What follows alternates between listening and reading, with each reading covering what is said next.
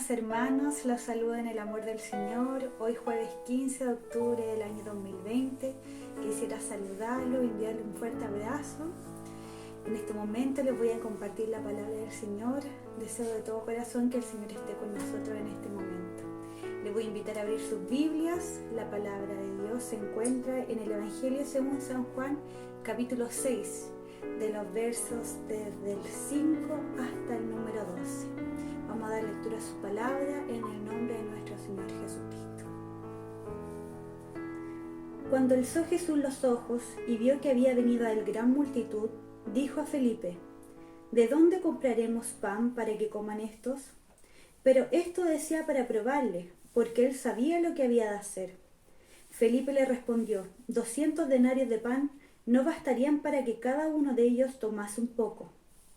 Uno de sus discípulos, Andrés, hermano de Simón Pedro, le dijo: Aquí está un muchacho que tiene 5 panes de cebada y 2 pececillos. Mas, ¿qué es esto para tantos? Entonces Jesús dijo: Haced recostar la gente. Y había mucha hierba en aquel lugar, y se recostaron como en número de 5,000 varones. Y tomó Jesús aquellos panes, y habiendo dado gracias, los repartió entre los discípulos, y los discípulos entre los que estaban recostados. Asimismo de los peces cuanto querían. Y cuando hubieron saciado, dijo a sus discípulos: Recoged los pedazos que sobraron, para que no se pierda nada. Que el Señor bendiga la lectura de su santa palabra. Mis hermanos, yo sé que muchas veces hemos escuchado esta porción de la palabra, quizá en una escuelita de niños. Muchas veces hemos escuchado de la alimentación de los 5,000. Bueno, como todos conocemos, mucha multitud seguía a Jesús por los milagros y los prodigios que habían visto. Muchos ya le reconocían como el Mesías, pero lo buscaban como un líder espiritual que iba a vencer el imperio romano que los tenía cautivos. Muchos lo seguían solamente por los milagros, sin comprender lo que él hacía en la vida de quienes le seguían. El relato habla que había una multitud que le seguía y nos enseña que había un número de 5,000 varones, sin contar ni mujeres ni niños. Se estaba haciendo tarde y esta multitud tenía hambre. Jesús reconoció estas necesidades. Por lo tanto, Jesús le pregunta a su discípulo Felipe: ¿de dónde compraremos pan para que coman estos? Los discípulos ante esta pregunta se ven enfrentados a 2 grandes problemas. Estaban en un lugar desierto. ¿Dónde comprarían pan para ellos? Vieron un problema económico, hicieron un cálculo mental, un cálculo matemático. 200 denarios de pan no bastarían para que cada uno de ellos tomase un poco. 200 denarios era el sueldo de un jornalero por casi un año de trabajo. Era una cifra grande que los discípulos no tenían, por lo tanto se veían en conflicto. Los discípulos se olvidaron que se encontraban con el Maestro, con el Mesías. Se olvidaron que era Jesús, a quien habían visto hacer grandes prodigios y milagros. Olvidaron el poder que Jesús tenía ante cualquier situación. Pero Jesús sabía desde el principio lo que había hacer en favor de todas aquellas personas. Pero aprovechó esta ocasión para enseñar a sus discípulos y para probar la fe de ellos. Nosotros hemos visto que Dios prueba nuestra fe, no solo si existe, sino que si esta fe es de calidad. Nosotros también pasamos por épocas donde está todo bien, donde todo va sobre ruedas, y agradecemos al Señor cada día por aquello. Pero mientras que en otras ocasiones solo encontramos obstáculos y muchas veces cuestionamos qué sucede, cuál es el plan que Dios tiene para nuestra vida. En ambos casos, cuando estamos bien o cuando estamos mal, nuestra fe está siendo probada. En cada momento Dios está con nosotros, buscando si existe en nosotros una fe genuina, una fe capaz de sostenerse frente a las circunstancias de la vida. El propósito que Dios tiene para probar nuestra fe es ayudarnos a crecer, a madurar y a desarrollarnos espiritualmente. Para que este propósito se llegue a cumplir en nuestra vida, tenemos que mantener la perspectiva adecuada, confiar en que todo nos ayudará bien según la voluntad de Dios, así como nos dice Romanos 8:28. Y sabemos que los que aman a Dios, todas las cosas les ayudan a bien. Dios siempre tiene preparado una salida ante cualquier conflicto de nuestra vida. Muchas veces nosotros nos ahogamos en cuestionamientos, pero Dios tiene todo preparado. Dios tiene todo establecido. Él siempre tiene una solución, porque en Él siempre hay triunfo, en Él siempre hay respuesta. Así también vemos que Jesús utiliza nuestros recursos. En este relato podemos ver que los recursos que llegaron a los discípulos eran limitados. Estos recursos que había traído un muchacho, 5 panes de cebada y 2 pececillos. Esto era una cantidad ridícula aún para los discípulos. Ellos mismos cuestionaron y dijeron, ¿qué es esto para tanto? Los discípulos debían aprender que el mejor modo de aumentar los pocos recursos que tenemos es ponerlos en las manos del Señor. Este es siempre el patrón que el Señor utiliza para con nosotros. Él escoge las cosas pequeñas y de poca importancia para nosotros para hacer grandes maravillas en su nombre. Podemos recordar en la Biblia grandes ejemplos de esto. Cuando Dios usó la vara de Moisés para convencer al pueblo y al mismísimo faraón de la veracidad de su llamamiento, por Éxodo. Jesús obra milagrosamente. El Señor realizó el milagro de multiplicar estos panes y estos peces. Los discípulos comprobaron que estos alimentos aumentaron, se multiplicaron, hasta que todos se saciaron y aún así sobraron.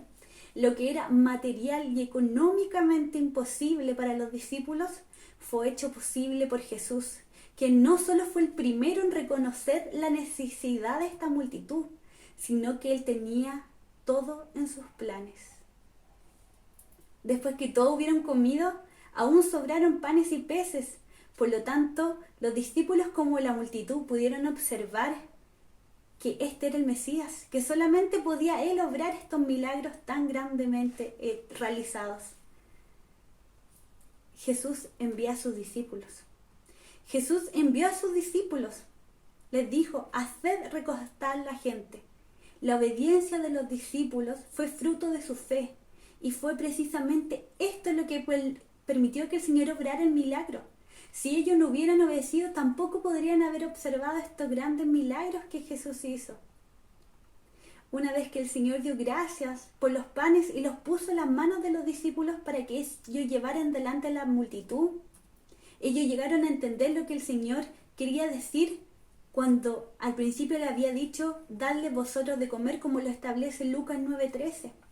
No olvidemos que cuando la fe y la obediencia van juntas, nos permiten ver las grandes cosas que el Señor tiene preparadas para nuestra vida. Mis hermanos, quizás esta es una palabra que hemos escuchado muchas veces, este milagro lo hemos escuchado muchas veces, lo hemos visto, en la escuelita hemos podido ver con los materiales que nuestra hermana Marcia prepara, pero ha sido de tremenda bendición para mi vida, porque pude ver a aquellos hombres que se sintieron acomplejados, pensaron que no iban a poder satisfacer estas necesidades, pero nuevamente miraron a Jesús, quien puede obrar inmensos milagros cuando nosotros ponemos nuestra fe en Él. Podemos concluir, querido hermano y amigo, que quizás estás escuchando esta reflexión por primera vez, que el Señor conoce todas nuestras necesidades, tanto las físicas como las espirituales. Aquellas necesidades que aún los otros no pueden ver en nosotros, Él las conoce porque examina nuestros corazones. Él sabe lo que nosotros necesitamos. Así como lo dice Mateo 6:8. Vuestro Padre sabe de qué cosas tenéis necesidad antes que vosotros les pidáis. El Señor usa las cosas pequeñas y de poca importancia para nosotros. Lo que nosotros poco podemos ofrecer, el Señor lo toma y hace grandes maravillas. Así puede hacer maravillas tanto en tu vida como lo ha hecho en la mía. Recordemos que Dios nos escogió desde el vientre de nuestra madre. Y su palabra nos recuerda que Él mira nuestro corazón, así como Jehová le respondía a Samuel. Y Él decía que no miraba al hombre, pues lo que mira el hombre, pues el hombre mira lo que está delante de sus ojos, pero Jehová mira el corazón. Los discípulos comprendieron en esta situación una gran lección. Esta lección es útil para nosotros hasta el día de hoy. Cuando nosotros predicamos su evangelio, nuestras palabras pueden ser torpes, pero el Espíritu Santo las bendice y les da vida para que puedan llevar la salvación a los oyentes. El poder siempre está en el Señor, no en nosotros. pero nuestra labor como discípulos siempre debe consistir en recibir su palabra con humildad y distribuir con fidelidad. Aunque Él no nos necesita, muestra su amor y misericordia cada día por nosotros, al querer utilizar lo que somos y tenemos para llevar a cabo su obra. Por eso debemos descansar en Él y ser obedientes a su palabra, así como lo dice 1 de Pedro 5:7, echando toda vuestra ansiedad sobre Él, porque Él tiene cuidado de vosotros. Como aquellos discípulos que fueron obedientes y compartieron el pan y los peces, nosotros debemos compartir la buena noticia del Evangelio. Muchas personas buscarán seguir a Jesús por los milagros. Recordemos que el mundo sufre constante necesidad. Las personas se encuentran siempre en necesidades, en injusticia. Pero debemos reconocer que esas injusticias y necesidades tienen su origen en el pecado. Nosotros como cristianos podemos enfocar toda nuestra energía en obras sociales para tratar de suplir esas necesidades materiales que las personas tienen. Pero esto solamente podría dar una solución temporal. Nuestra misión es predicar al Cristo y a este crucificado, quien es el único que puede cambiar vidas. Recordemos lo que dice el libro de Salmos, que los leoncillos necesitan y tienen hambre, pero los que buscan, lo que les buscan no tendrán falta de ningún bien. Amado amigo y hermano, Dios te ama y quiere traer descanso a tu vida, porque Él conoce todas tus necesidades. Él quiere darte paz. La paz os dejo, mi paz os doy, no la doy como el mundo. No se turbe vuestro corazón ni tenga miedo. Te quiero dar una buena noticia, una maravillosa noticia que puede cambiar tu vida. Dios envió a su Hijo Jesús por todos nosotros, tomando ese lugar que me correspondía a mí y ese lugar que te correspondía a ti en la cruz, quitando de nosotros la culpa y el castigo del pecado que era la muerte, dándonos esperanza de salvación y vida eterna. Dios te bendiga. Mis hermanos, he compartido con ustedes esta pequeña porción de la palabra. Deseo que el Señor permita que podamos comprender, que podamos ser siervos obedientes, discípulos obedientes, que podamos escuchar su voz y poder compartir la hermosa noticia del Evangelio para todo aquel que necesita. Ahora les voy a invitar a inclinar su rostro. Vamos a hacer una oración. Amado Dios, Padre Celestial, gracias te damos, Señor, por permitirnos ocupar estas redes, Señor, para compartir de tu palabra. Gracias te damos, Señor, porque tus misericordias se renuevan cada mañana en nuestras vidas, Señor. Y tú nos has permitido, Señor, agradecidos por todo lo que tú haces cada día, compartir estas palabras, Señor. Esta palabra, Señor, que es viva y eficaz. Gracias te doy, Padre amado, porque tú has llegado a mi vida, Señor. Le has dado el sentido, Señor, y puedo descansar en ti. En este momento, Padre amado, te pido que tú seas con cada uno de mis hermanos que ha escuchado esta reflexión. Así también con quizás el amigo que ha escuchado por primera vez. Te pido, Padre amado, que tú toques su corazón, Señor. Que Él te pueda conocer y entregar su vida a ti, Señor. Porque tú cambias vidas, Señor.